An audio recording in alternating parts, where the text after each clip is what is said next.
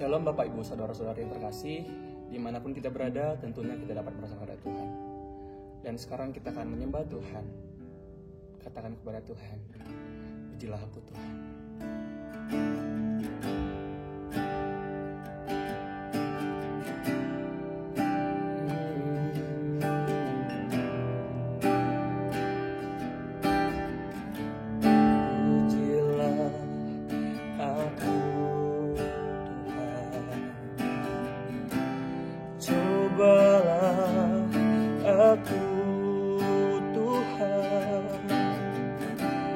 Selidiki batinku dan hatiku,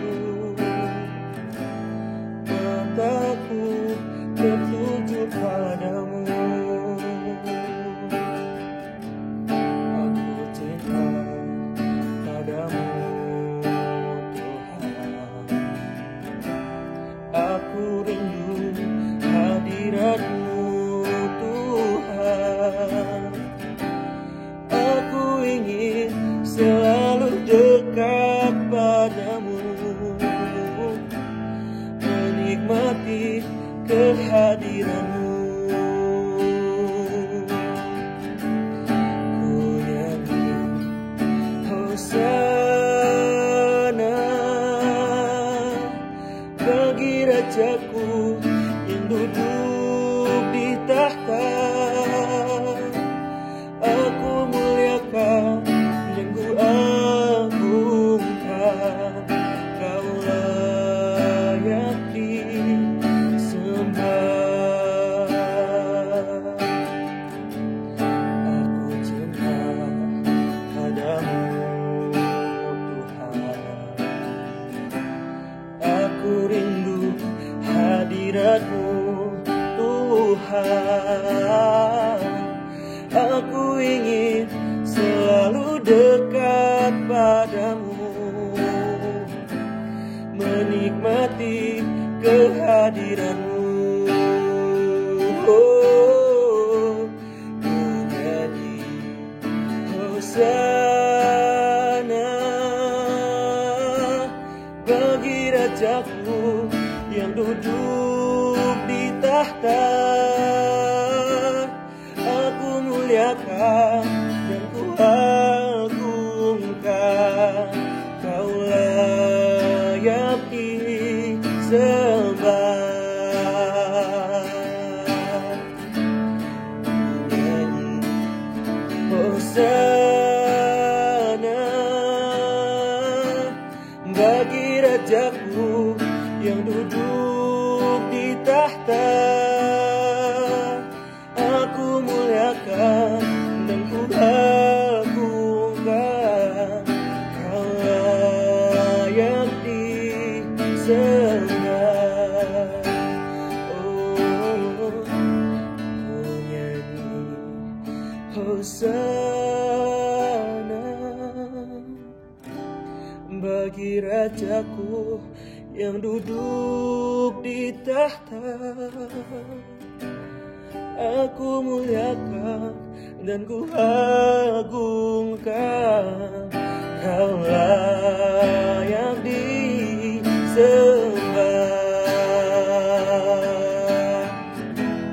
Ku nyanyi Hosana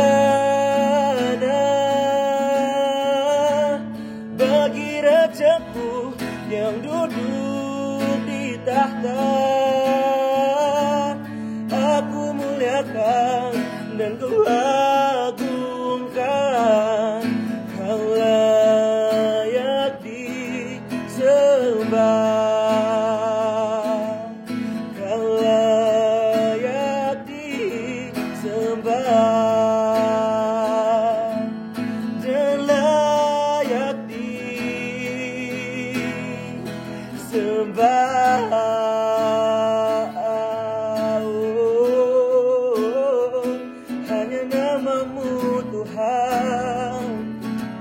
Hanya Kau yang layak disembah.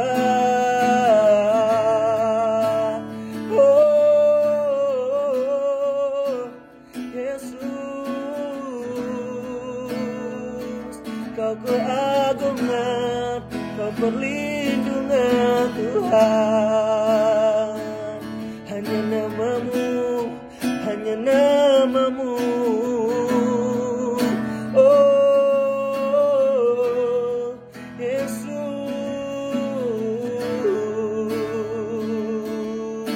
oh,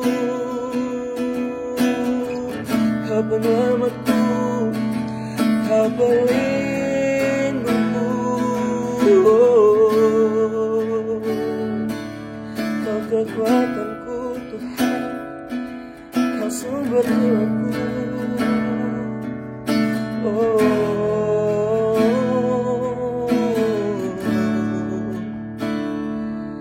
hanya namamu Tuhan,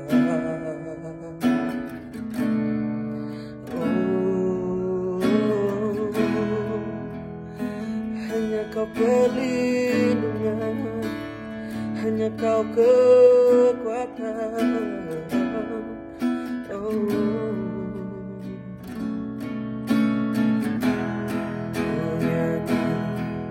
Hosana bagi Rajaku yang duduk di tahta. Aku muliakan dan ku agungkan, Kau layak disembah.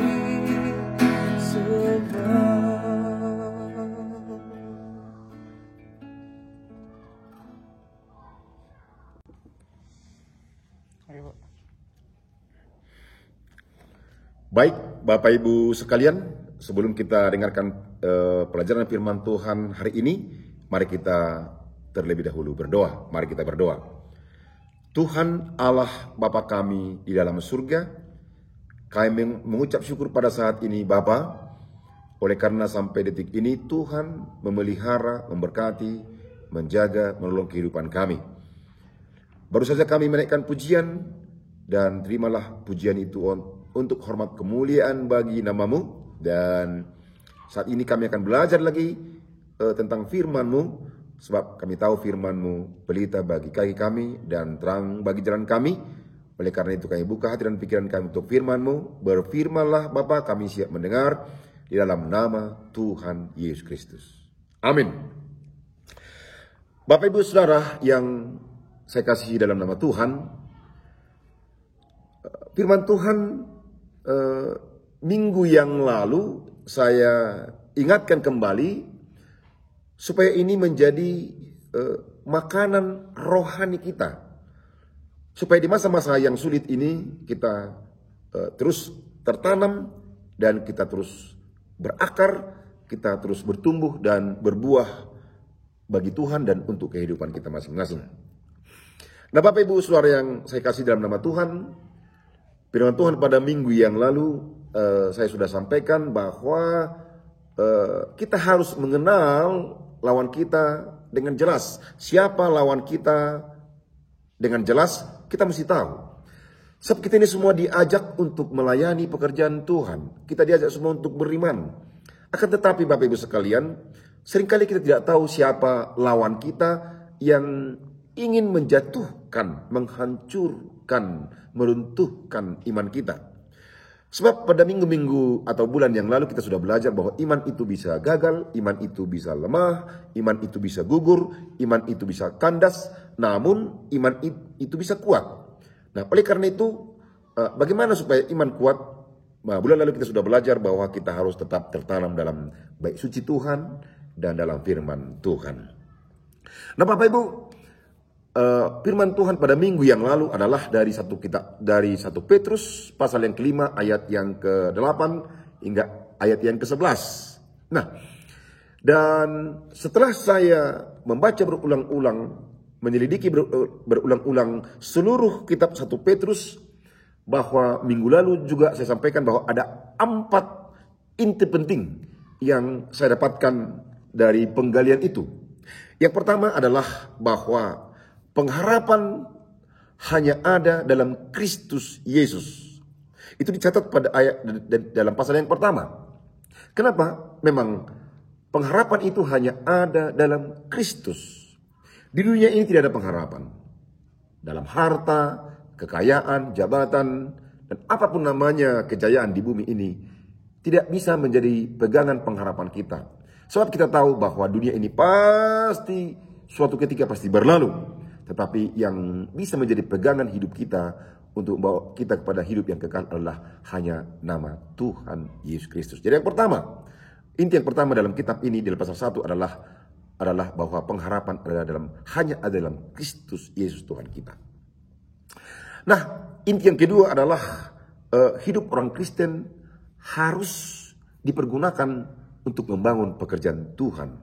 Nah, Bapak Ibu sekalian, seperti memang sudah banyak kita kerjakan di gereja ini, bahwa hidup kita harus dipergunakan untuk membangun kerajaan Allah. Misalnya, yang tim kebersihan, tim pujian penyembahan, yang juru parkir, seksi transportasi, yang memegang sound system dan pemerebana, pujian penyembahan, dan banyak hal.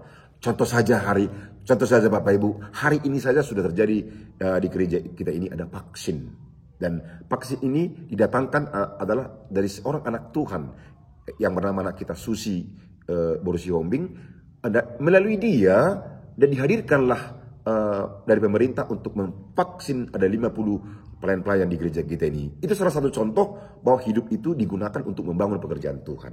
Nah, hendaknya semua jemaat Tuhan maulah hidupnya digunakan untuk membangun pekerjaan Tuhan. Dan yang ketiga Bapak Ibu sekalian, bahwa saya dapati dalam intinya ini bahwa hidup orang Kristen walau bagaimanapun tidak luput dari ujian. Bahkan kalau kita belajar nanti di konteks di kitab Petrus ini bahwa orang Kristen ketika itu bukan saja diuji dengan ringan, bahkan mereka disiksa dengan sadis sampai mati.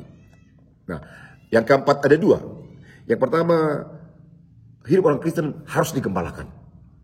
Nah, kalau tidak digembalakan Bapak Ibu sekalian, kita tidak bisa bertumbuh dan bertahan dengan baik. Tetapi harus digembalakan dengan baik. Nah, di gereja kita ini sudah membuat sistem bahwa digembalakan itu lewat KKA. Dan yang kedua bagian 4 ini, kita harus jelas mengetahui siapa lawan kita supaya kita bisa melawan dia dengan baik. Nah, Bapak Ibu sekalian, ada 4 hal pula yang harus kita tahu dengan jelas bagaimana kita mengenal musuh kita dan bagaimana kita bisa melawan musuh itu. Nah, hari ini saya akan sampaikan 2 saja dan minggu depan saya akan sampaikan 2 lagi. Yang pertama, Alkitab berkata, sadarlah bahwa lawanmu si iblis berjalan seperti singa yang mengaum-ngaum dan mencari orang yang dapat ditelannya. Jadi yang pertama Bapak Ibu sekalian, kita harus sadar siapa kita. Kita ini adalah anak-anak Tuhan. Kita ini adalah umat tebusan Tuhan. Sedangkan lawan kita adalah iblis. Alkitab berkata lawan kita adalah iblis. Kita harus sadar itu. Lawan kita bukan tetangga, lawan kita bukan teman-teman kita satu KKA yang mungkin berbeda pendapat. Lawan kita bukan satu tim katakanlah di pujian penyembahan yang mungkin kita pernah berbeda pendapat atau pengerja dan lain sebagainya, mungkin pernah menegur kita atau mendisiplin kita. Kadang-kadang kalau kita tidak menyadari itu, kadang-kadang kita berkata aku tidak mau lagi di gereja, tidak mau lagi ber-KKA, tidak mau lagi melayani. Sebab kita berpikir bahwa mereka lawan kita. Tapi ketahuilah Bapak Ibu sekalian, Alkitab berkata bahwa lawan kita adalah iblis. Nah, untuk itu Bapak Ibu sekalian, kita harus hati-hati bahwa kita harus tahu itu bahwa lawan kita itu sangat berbahaya, yang ingin menghancurkan, yang ingin merongrong iman kita. Nah, Bapak Ibu sekalian, ketika itu di konteks pembacaan kita ini bahwa masyarakat sekitar di mana orang percaya itu tinggal itu dipengaruhi, dirasuk oleh iblis setan untuk menyiksa, mengganggu iman orang percaya. Nah, orang percaya ini di konteks ini adalah waktu di bait Allah sekali setahun orang percaya berkumpul ke Yerusalem dan mereka beribadah di sana. Waktu itu Petrus berkhotbah dan bertobat atau terima Yesus 3.000 orang sekali bertobat. Dan itulah mereka berserak pergi ke perantauan mereka masing-masing dan pulang. Dan di tempat perantauan itu mereka udah menjadi orang asing bagi penduduk setempat sehingga mereka disiksa. Nah, yang paling sadisnya Bapak Ibu, yang paling mengerinya ketika itu Kaisar Nero. Kaisar Nero ini betul-betul ditunggangi, dipakai oleh iblis untuk menyiksa anak-anak Tuhan. Contoh, ketika itu orang percaya ditangkap. Dan ketika mereka ditangkap, mereka dibungkus, dibalut dengan kulit binatang. Dan setelah dibungkus dengan kulit binatang, mereka itu dibuang di hutan dan di mana-mana. Sehingga datanglah anjing-anjing liar atau anjing-anjing ganas, katakan ketika itu ada seperti serigala, mencabik-cabik mereka karena dibungkus dengan daging binatang, dan mereka dicabik-cabik sampai mati. Itu contoh bahwa manusia ketika itu dipakai setan atau iblis untuk merongrong iman, kepercayaan orang murid Tuhan, supaya lewat siksaan itu iblis berharap mereka meninggalkan Tuhan. Siksaan yang kedua yang paling berbahaya Bapak Ibu sekalian, jemaat Tuhan, orang percaya atau murid Tuhan itu ditangkap dan disalibkan. Dan ketika disalibkan, mereka disalibkan di halaman kekaisaran dan di tempat-tempat yang lain. Dan mereka dibakar hidup-hidup sampai mati. Dibakar hidup-hidup sampai mati. Dan dengar baik-baik, ketika itu sampai mayat mereka yang dibakar dengan api itu menjadi over pada malam hari. Bayangkan Bapak Ibu sekalian, itulah tantangan, itulah siksaan yang didatangkan oleh iblis untuk supaya dengan tantangan siksaan itu harap-harap iblis mengharap bahwa mereka meninggalkan imannya. Dan saya maksud Bapak Ibu sekalian lewat firman ini supaya kita tahu bahwa lawan kita bukan manusia, tapi lawan kita adalah iblis yang akan mematikan, yang akan merongrong, yang supaya iman kita kandas. Dengan iblis bermaksud supaya lewat tantangan itu kita boleh meninggalkan iman kita kepada Kristus. Nah, oleh karena itu Bapak Ibu sekalian, sekali lagi dikatakan sadarlah, iblislah lawan kita. Jadi harus sangat hati-hati. Dan yang kedua Bapak Ibu yang saya mau sampaikan pada saat ini, dikatakan berjaga-jaga. Ayat yang ke-8 ya, dikatakan yang pertama tadi sadarlah, dan yang kedua berjaga-jaga. Jadi kita harus wanti-wanti, harus membagari kehidupan kita. Artinya kita tidak boleh lengah sedikit pun menjaga iman kita ini. Nah Bapak Ibu sekalian, kita harus mengerti cara kerja iblis. Cara kerja iblis itu, saya mau beritahu kepada jemaat, iblis itu adalah penipu yang sangat licik. Sangat licik. Dia tipu kita, dia perdayakan kita, orang-orang Kristen. Kadang-kadang kita tidak tahu bahwa kita sudah tertipu. Kita sudah terjerat kepada jerat iblis, karena memang dia sangat licik. Yang kedua, iblis itu adalah penggoda yang cerdik. Dia menggoda. Dia menggoda lewat agama, dia menggoda lewat jabatan, dia menggoda lewat pergaulan. Katakanlah seorang gadis, dia tergoda dengan pria lain dan mau pindah karena agama, oleh karena pekerjaan, dan banyak hal. Cara iblis untuk menggoda karena dia penggoda yang cerdik. Makanya hati-hati. Dan yang ketiga saya mau sampaikan bahwa dikatakan iblis itu seperti singa yang mengaum-ngaum. Bahkan dikatakan dia mencari. Bahkan boleh kita temukan di Perjanjian Lama, dikatakan bahwa iblis itu seperti ular. Ular, dia lampaknya diam-diam, lembut, tapi mematok, membahayakan.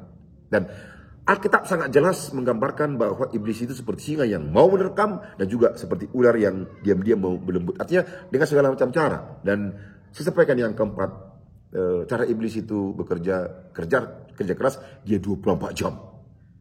Kita tidur, dia nggak tidur. Dia kerja keras 24 jam. Dia berusaha bagaimana untuk menghancurkan, untuk merongrong iman, kepercayaan setiap orang percaya dan murid-murid Tuhan supaya jauh daripada Tuhan Yesus Kristus. Nah, sebagai gembala Bapak Ibu sekalian, saya mau sampaikan bagaimana cara berjaga-jaga yang terbaik. Berjaga-jaga yang terbaik adalah harus merelakan diri kita digembalakan.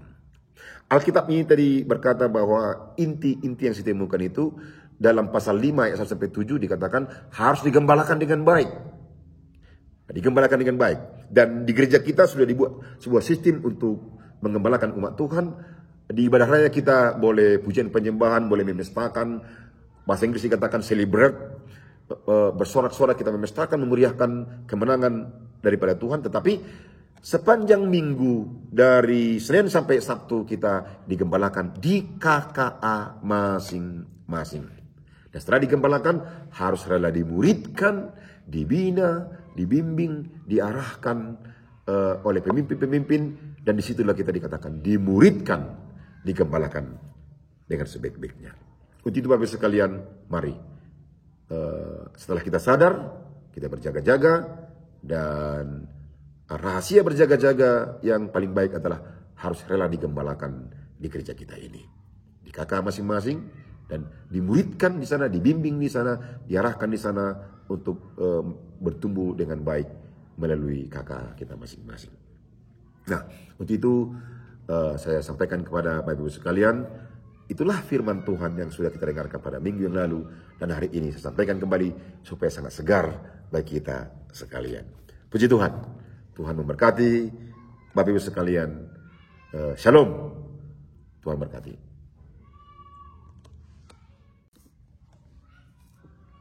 Nah, Bapak Ibu sekalian, nanti di akhir video ini akan ada 2 pertanyaan untuk didiskusikan supaya Bapak Ibu di rumah boleh diskusi antara suami dengan istri dan anak-anak, dan kemudian di KKA masing-masing kita akan semua diskusi. Tidak ada satu keluarga pun yang tidak diskusi, tapi semua harus mendiskusikan firman Tuhan ini supaya kita boleh mendapatkan sesuatu. Oke, mari kita berdoa. Semua kita melipat tangan kita, menundukkan hati kita berdoa kepada Tuhan. Kami mengucap syukur kepada Bapa kami di surga, sebab kami telah mendengarkan kembali firman ini dengan jelas, bahwa kami sebagai anak-anak Tuhan harus mengenal dengan jelas siapa lawan kami. Sebab kami sudah diarahkan untuk melayani di gereja ini, bahkan kami sudah banyak melayani. Tetapi seringkali Tuhan kami tidak tahu siapa lawan kami. Ketika kami ada juga Tuhan dalam proses pelayanan berbeda pendapat dengan satu dengan yang lain, baik di KKA, antara pengurus dengan jemaat, antara jemaat dengan jemaat, antara pelayan dengan pelayan, dan bahkan seringkali ada orang yang meninggalkan pelayanan. Tetapi hari ini kami tahu bahwa musuh kami bukan sesama anggota gereja, bukan dari pemimpin, bukan pelayan-pelayan, tetapi iblislah sebenarnya yang berusaha menyeret iman kami. Untuk itu Tuhan kami berdoa supaya Tuhan berikan pengertian kepada semua kami, semua jemaat ini, dan tolong kami Tuhan supaya kami sadar. Yang pertama, kami sadar bahwa musuh kami adalah iblis, dan yang kedua, Tuhan tolong kami untuk berjaga-jaga, dan tolong kami Tuhan untuk merelakan hati kami, sebab berjaga-jaga yang paling baik adalah kami mau rela digembalakan di gereja ini melalui KKA masing-masing di sana. Di sana kami dimuridkan, diarahkan, dan tidak satu keluarga pun, tidak satu orang pun di gereja ini yang tidak mau digembalakan lewat KKA dan dimuridkan di KKA. Terima kasih Bapak, dalam nama Tuhan Yesus. Mari kita mengangkat tangan sama-sama, kita terima berkat daripada Tuhan. Haleluya. Maka anugerah dari Allah Bapa, kasih dari anaknya Tuhan kita Yesus Kristus, dan persekutuan Roh Kudus, itulah yang menyertai, menjaga, memelihara, melindungi Bapak Ibu sekalian, mulai hari ini sampai besok, sampai selama-lamanya, sampai Maranatha, Tuhan datang pada kali yang kedua, menjemput setiap kita yang percaya kepada Dia. Dalam nama Tuhan Yesus, sama-sama kita berkata, amin. Amin. Amin. Tuhan berkati. Nah Bapak Ibu sekalian, mari diskusikan di rumah masing-masing, baik antara suami, istri, dan anak-anak, baik di sama kelompok. Diskusi yang pertama adalah pertanyaan. Satu hal penting apa yang Bapak Ibu dapatkan dari firman ini setelah mendengarkan firman Tuhan ini? Tolong diskusikan ya, satu dengan yang lain. Baik. Pertanyaan kedua, tindak lanjut apa yang Bapak Ibu akan lakukan setelah mendengar firman ini? Sekali lagi, yang pertama, satu hal penting apa yang didapatkan. Yang kedua, tindak lanjut apa yang Bapak Ibu akan lakukan setelah mendengar firman ini. Terima kasih, Tuhan berkati. Selamat berdiskusi. Salam.